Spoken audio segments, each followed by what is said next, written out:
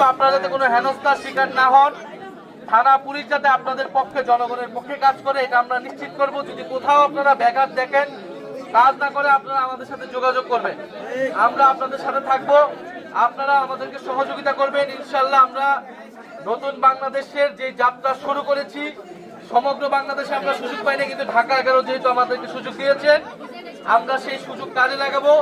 আমরা জানতে পেরেছি অত্র এলাকায় মাদকের প্রকাশ্য কারবারি চলে এবং দেশের তরুণ সমাজ, অত্র এলাকার তরুণ সমাজ মাদকের কারণে বিপথে পরিচালিত হচ্ছে।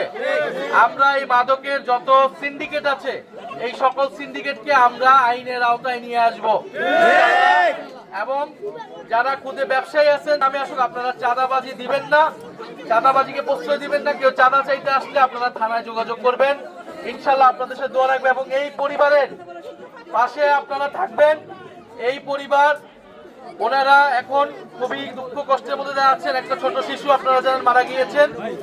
আপনারা উনার পরিবারের প্রতি সহমর্মিতা দেখাবেন। ইনশাল্লাহ এটা আমাদের দায়িত্ব যে উনাকে, উনার পাশে থাকা এবং এই ন্যায় বিচার আমরা ইনশাল্লাহ আদায় করে ছাড়বো। আমার